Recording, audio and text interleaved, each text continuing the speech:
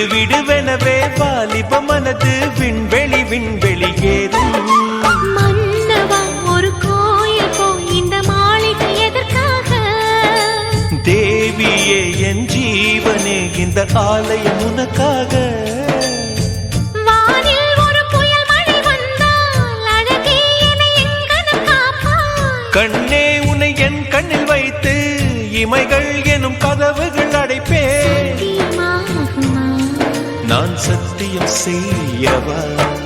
தொடு தொடுவெனவே வானவில் என்னை தூரத்தில் அழைக்கின்ற நேரம். உவா உவா உவா உவா உவா உவா உவா உவா